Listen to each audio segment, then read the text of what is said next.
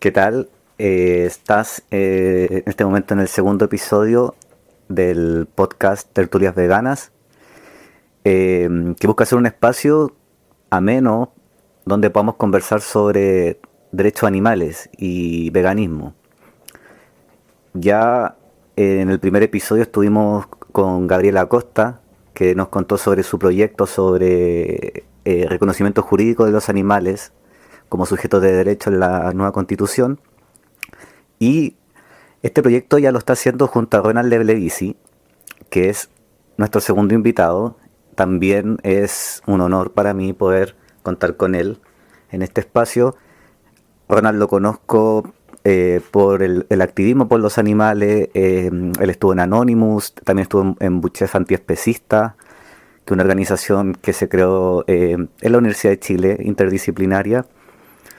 Y también el creador de una plataforma que se llama Begin, que en Facebook tiene ya más de 2000 miembros y donde las personas se pueden compartir información y en el fondo apoyarse en este proceso de llevar una vida 100% libre de explotación animal. Ronald en este momento es candidato por el Distrito 12, candidato constituyente, por las comunas de La Florida, Pirque, San José de Maipo, La Pintana y Puente Alto. Sin tanta introducción, me gustaría ya poder conversar con Ronald y que ustedes lo puedan conocer para que nos hable sobre sus propuestas para la redacción de esta nueva Carta Magna, que es finalmente una oportunidad histórica para todos nosotros que queremos realmente que cambie el panorama de los animales, en el fondo, terminar con este especismo, esta discriminación por especie que ejercemos hacia ellos. Así que eso, vamos a empezar ahora a conversar con Ronald. ¿Cómo está Ronald? Bien, un poco cansado, pero bien. Me imagino, o sea, bueno, comentarle a las personas que estamos ahora conversando más o menos entrar a la noche, porque Ronald está en plena campaña, quedan días para la elección de este sábado y domingo, así que eso, como me imagino que estuviste toda la tarde ahí en campaña. Cuéntanos un poco cómo ha sido esto para ti. Sí, bueno, esta tarde en particular estuve repartiendo material de campaña que nos entregó el Partido Ecologista. Bueno, aprovecho de decir que yo soy candidato independiente, pero apoyado por el Partido Ecologista, que abrió varios cupos para personas independientes como yo. Perfecto. Y esto es por el Distrito 12, Sí. que abarca las comunas de La Pintana, La Florida, Puente Alto, Pirque y San José de Maipo. Perfecto. Y hoy en la tarde estuve repartiendo material de campaña en la comuna de La Florida. Y estoy bastante cansado porque me tocó caminar bastante, hablar con bastante gente. Fue agotador, pero contento ya de que esta etapa vaya finalizando. Y también, como conversábamos fuera del programa, que hemos logrado posicionar el tema. Ahora, que se vaya a incorporar en la Constitución como a mí me gustaría que se haga finalmente, es algo difícil, pienso, pero creo que es necesario que hayamos personas que desde un comienzo estemos levantando ciertas banderas de lucha que dentro de la sociedad están un poco dejadas de lado, como es el caso de los derechos animales. Claramente, sí. En ese sentido, ¿tú qué es lo que estás proponiendo para esta redacción de la nueva Constitución? Bueno, entiendo que tú ya entrevistaste a Gabriela Acosta. Sí, todo ahí en el primer episodio. Claro, así que quizás voy a redundar un poco en esto, pero creo que es necesario que nosotros creamos una propuesta constitucional original que se llama Sujetos no Objetos. ¿Por qué creamos una propuesta original? Porque nos damos cuenta de que las ideas que se estaban discutiendo en este proceso no apuntaban a la raíz del problema que enfrentan los demás animales. ¿Cuál es esta raíz del problema? Es que tanto dentro de nuestras cabezas como en nuestras leyes, los animales son cosificados, son reducidos a cosas. y mientras sean reducidos a cosas, jamás van a poder tener el respeto ni los derechos que merecen. No vamos a poder reconocer sus intereses porque las cosas no tienen intereses. Entonces tenemos que acabar con la cosificación de los animales. Y esa cosificación de los animales en Chile está en el Código Civil, artículo 567, que dice que los demás animales son bienes muebles semovientes. O sea, son cosas que se mueven y que se mueven por su cuenta, y eso no puede seguir siendo así si queremos que los demás animales tengan derecho a la vida, derecho a la libertad, etcétera. Y bueno, el gran problema que enfrentamos es que estamos pidiendo un cambio legal para una sociedad que evidentemente no está preparada. Yo creo que los cambios legales tienen que ser consecuencia de los cambios sociales. Pero estamos poniendo sobre la mesa un tema que está siendo constantemente olvidado. O sea, dentro de lo que ocurrió en Chile a partir de octubre de 2019, se habló de la dignidad y del derecho a vivir en paz. Y yo creo que si lo que queremos es establecer justicia en nuestra sociedad, la dignidad y el derecho a vivir en paz no pueden ser privilegios de ningún grupo en particular. Y en particular no puede ser un privilegio humano. Muchos de los habitantes de este planeta no son humanos y les oprimimos por no ser humanos, y creo que esta situación se tiene y eso es parte de la motivación que nos lleva a hablar de esta propuesta constitucional que se llama Sujetos no objetos, que quiere reconocer a los animales como sujetos de derecho a partir del principio de supremacía constitucional, que dice que la Constitución está por sobre las otras leyes. Podríamos gatillar un cambio en el Código Civil que acabe con el estatus de propiedad de los animales, que es a fin de cuentas lo que legitima el que ellos y ellas sean esclavos y esclavas hoy en día. Claro, perfecto. Sí, hemos visto también que hay otros candidatos y candidatas que también están alzando las banderas de, digamos, la preocupación por los animales. Me gustaría preguntarte en qué se diferencia tu propuesta con Gabriela Acosta de otras campañas que de alguna manera buscan hablar por los animales. Bueno, aquí en primer lugar quiero destacar que más allá de lo que hemos hecho junto con Gabriela con sujetos no objetos, me parece que ninguna propuesta existente es original. O sea, hay cosas que ya hemos visto que han sucedido alrededor del mundo, como lo es reconocer a los demás animales como seres sintientes, y que hemos constatado con la experiencia de que en realidad no soluciona el problema de los animales, que los demás animales siguen siendo esclavos, siguen siendo explotados, siguen siendo reducidos a cosas, porque el ser seres sintientes, entre otros reconocimientos que ciertos candidatos u organizaciones le quieren dar, no entra en conflicto con su estatus jurídico. Y es su estatus jurídico, el tema de que sean cosas ante la ley, lo que legitima el que podamos esclavizarlo. Antes de 1823, la esclavitud humana era viable en Chile, uno podía esclavizar a seres humanos. Sin embargo, en 1823 se habló de que todos los chilenos nacemos libres, o sea, todos los chilenos somos sujetos de derechos, dicho en otras palabras. Si es que en 1823 hubiesen dicho que todos los seres humanos somos seres sintientes, la esclavitud no se habría acabado. De hecho, no habría significado ningún cambio, porque un esclavo puede ser un ser sintiente. Son, digamos, estatus compatibles, pero no es compatible ser esclavo con ser sujeto de derecho, porque ser sujeto de derecho implica el derecho más básico a no ser tratado como objeto de alguien más. Y cuando alguien no puede ser tratado como objeto, en particular no le pueden privar su derecho a la vida y su derecho a la libertad, que son los derechos más básicos que les podemos dar a los demás animales. Claro. Una vez me tocó hablar con una candidata que decía: yo quiero que los animales sean sujetos de derecho, pero que tengan derecho a no pasar hambre, derecho a no pasar sed, etcétera. Y eso no tiene ningún sentido, porque, O sea, le estás diciendo que son sujetos de derecho, que poseen ciertos derechos, pero que no poseen los derechos más básicos, como la vida y la libertad. Y un derecho básico se entiende como un derecho que al momento de eliminarlo se priva el que el sujeto pueda gozar de otros derechos. O sea, por ejemplo, si yo no tengo derecho a la vida, el derecho de no pasar hambre y no pasar sed queda totalmente eliminado. Entonces, darle ese tipo de derechos en realidad no soluciona nada. Y más aún, es redundante con lo que ya sucede en nuestro estatus jurídico y lo que los mismos explotadores de animales promueven. Claro. Chile hoy en día está alineado con los estándares de la Organización Mundial de Sanidad Animal, dentro de estos estándares se mencionan este tipo de regulaciones de cómo los demás animales deben ser explotados.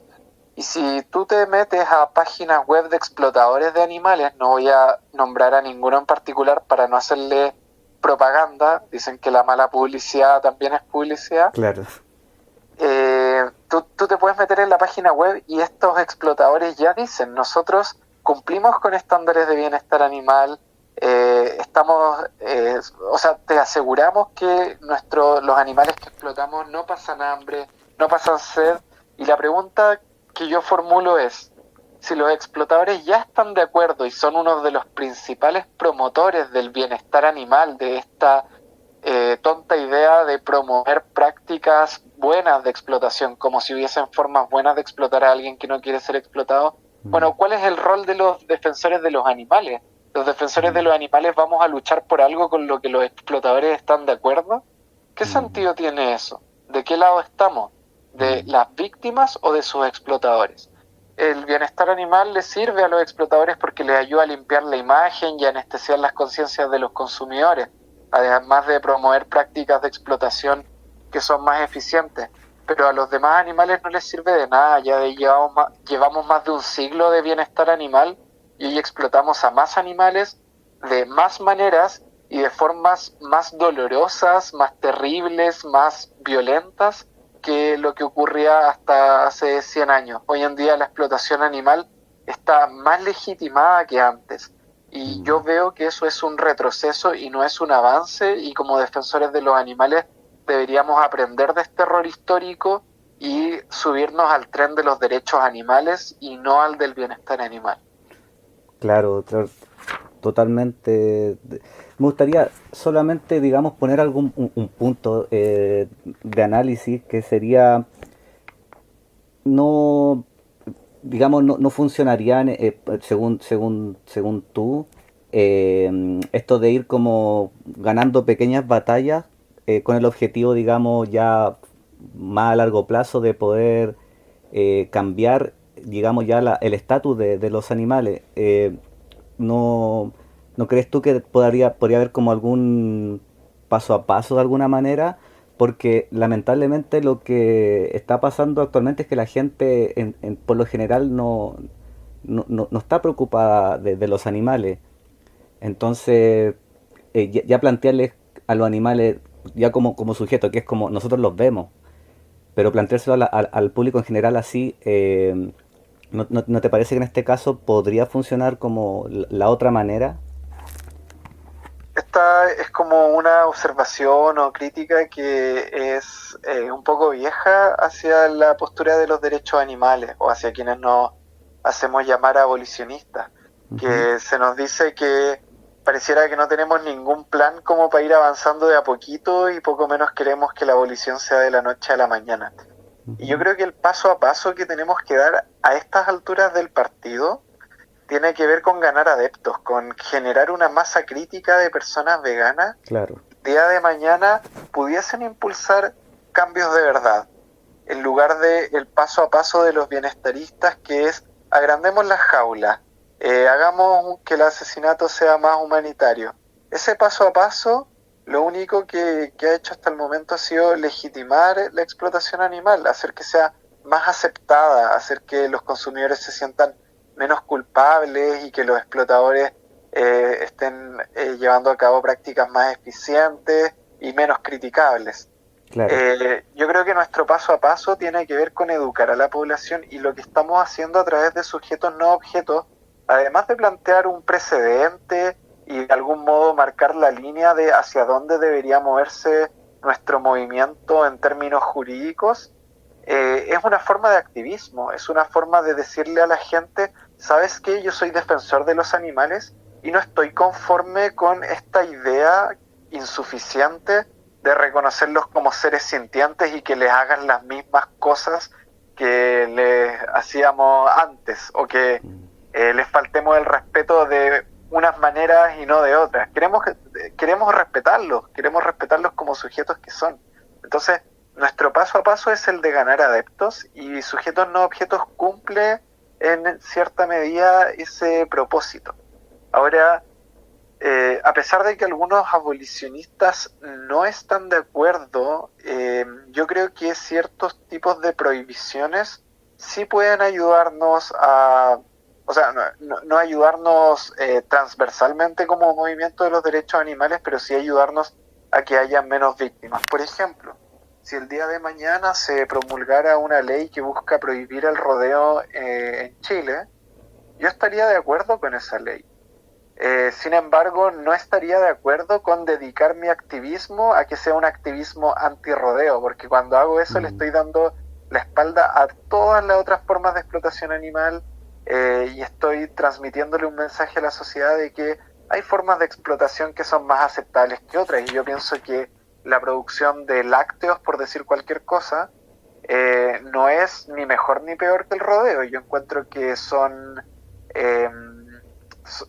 ambas cosas una falta de respeto para los demás animales y que de hecho la persona que consume lácteos, por ejemplo, esto es solo un ejemplo, también apoya el rodeo, porque cuando tú apoyas una forma de explotación animal, estás diciendo estoy de acuerdo con que los animales sean cosificados y explotados. Y ese hecho de que tú estés de acuerdo también legitima el rodeo. Entonces, a mí me resulta paradójico ver a algunas personas que dicen, no, yo estoy en contra del rodeo, de las carreras de galgo y qué sé yo, pero no son veganas. Porque por el simple hecho de no ser veganas, ya le están dando un respaldo a estas actividades que son perjudiciales.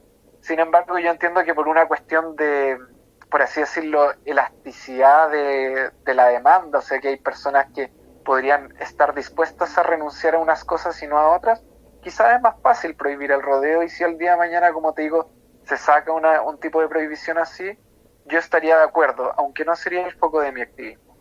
Perfecto.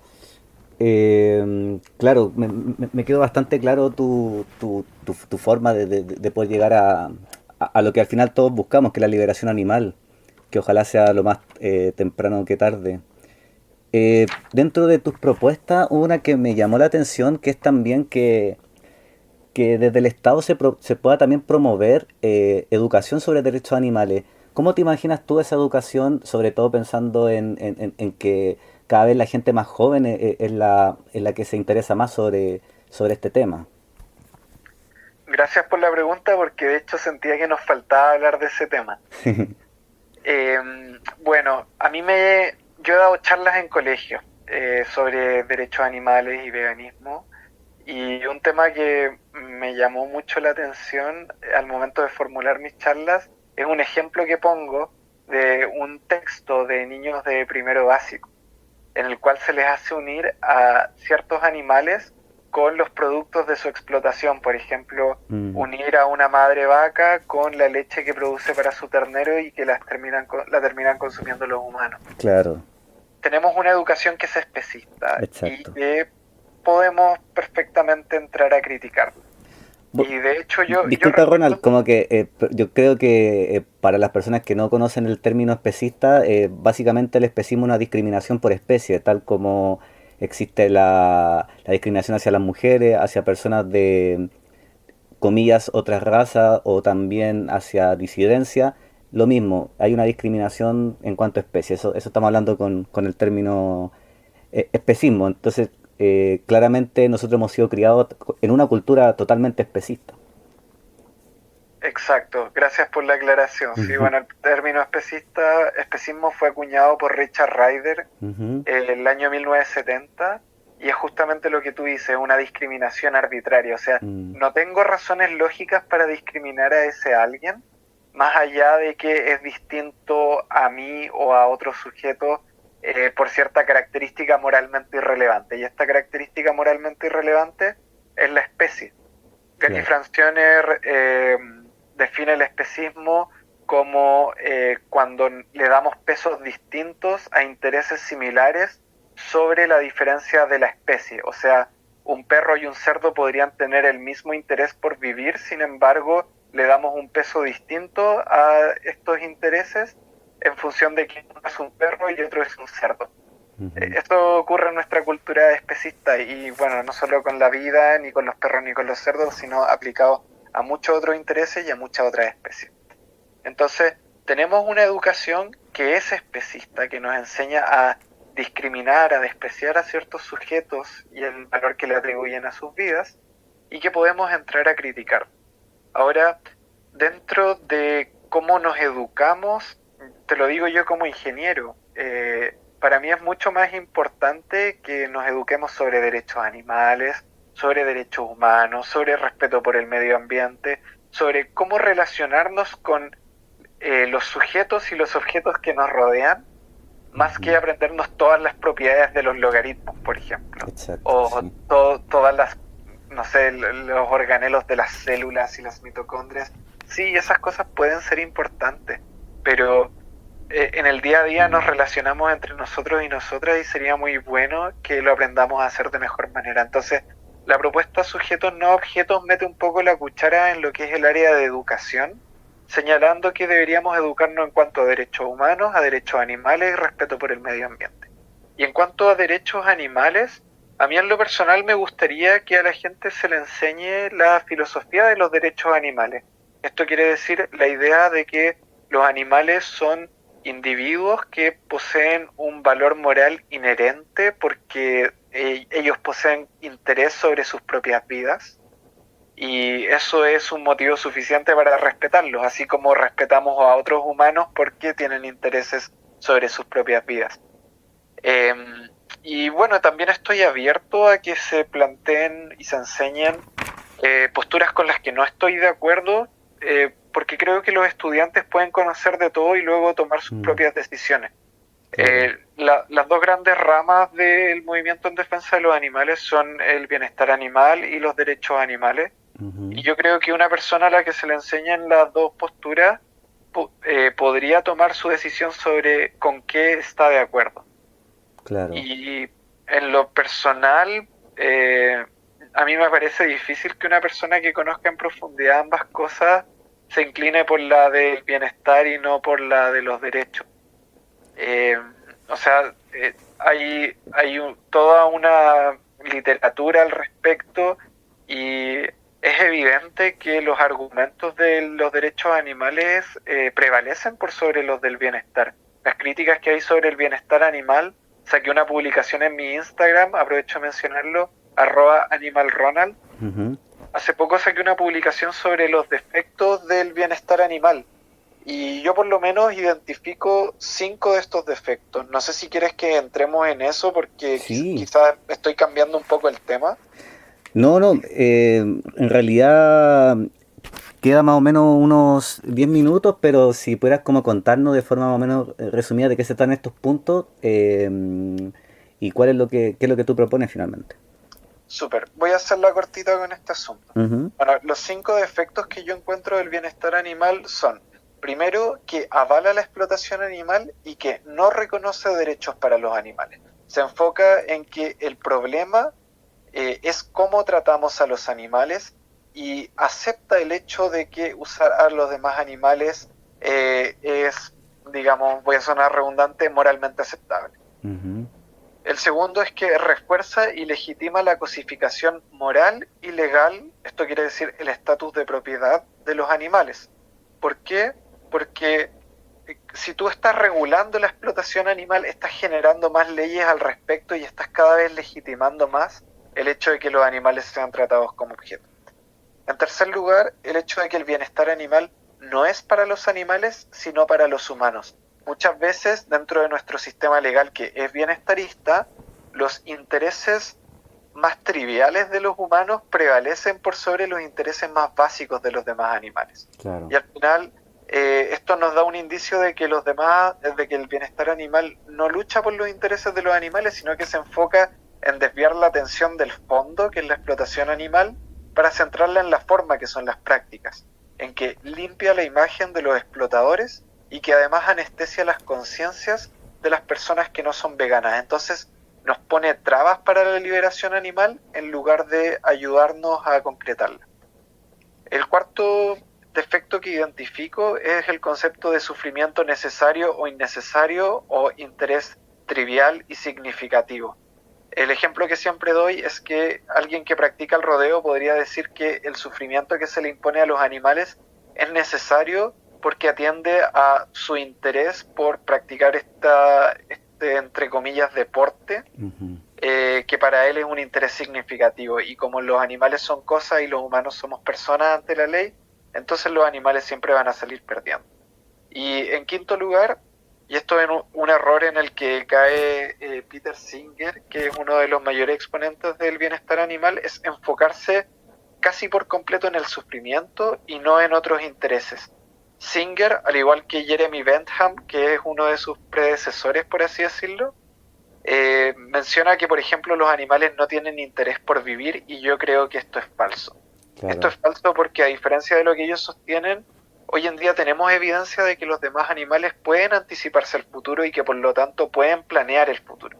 Entonces, si pueden planear el futuro, pueden tener un interés sobre su vida, sobre lo que van a hacer en el futuro. Y si les privamos de vivir, entonces les estamos privando de todos esos intereses. Entonces, lo que yo propongo en esta línea es irnos por la rama de la filosofía de los derechos animales, que significa defender el hecho de que los demás animales no son medios para nuestros fines, sino que son fines en sí mismos, y que la solución sería simplemente dejarlos en paz. Es así de simple. Y en esta línea creo que la piedra angular de nuestro movimiento tiene que ser aprender y educar sobre derechos animales y enfocarnos en el abolicionismo.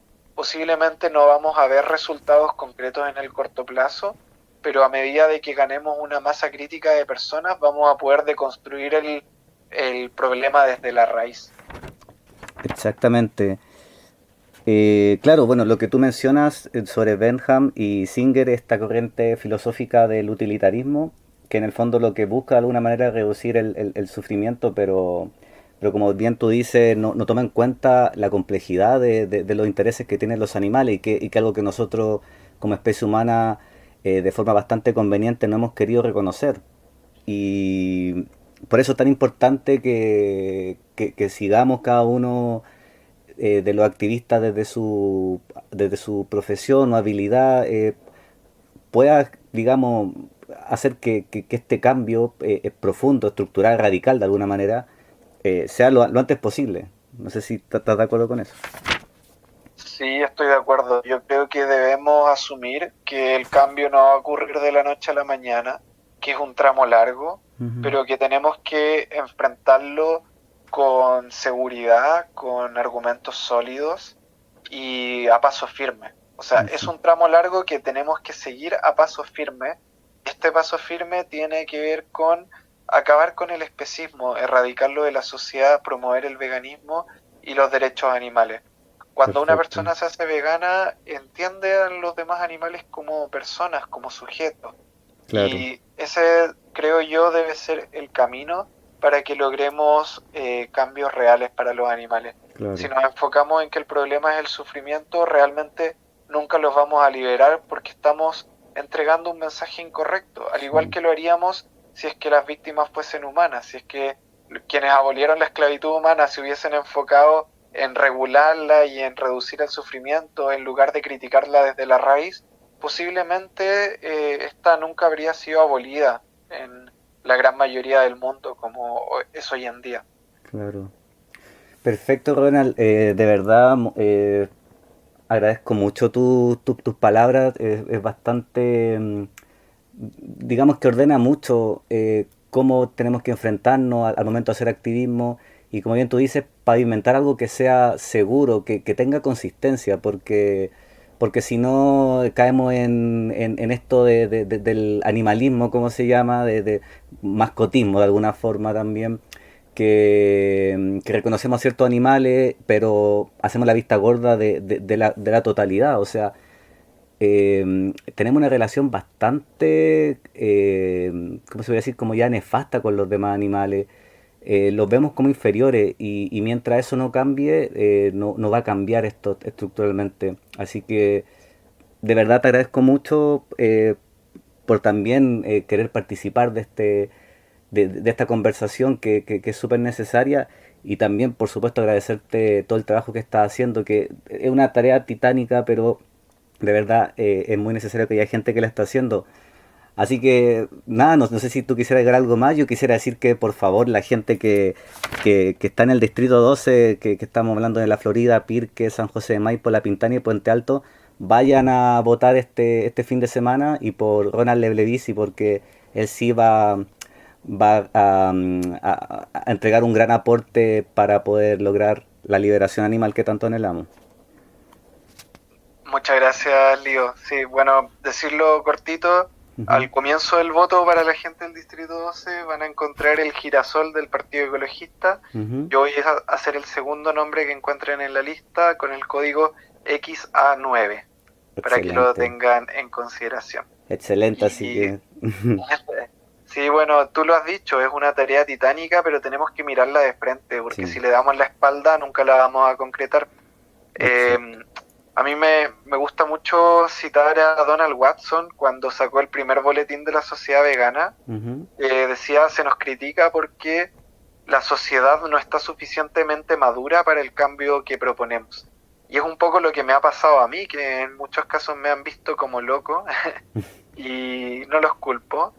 Pero nuevamente citando a Donald Watson, si es que Lincoln, Wilberforce y todos los pioneros que abolieron la esclavitud humana hubiesen esperado a que la sociedad madurara, posiblemente no habrían sucedido las cosas como sucedieron. ujú. Y creo que en esta línea necesitamos más pioneros, necesitamos gente que tire estas ideas locas, que las sostenga firmemente para poder acelerar el cambio. Ujú. Si poner el tema sobre la mesa cuando parece que es una locura nos va a ayudar a que se acelere la discusión y va a hacer que la liberación animal llegue aunque sea un día antes, eso va a valer enormemente la pena. Es cosa de saber la cantidad de víctimas por día que cobra esta atrocidad.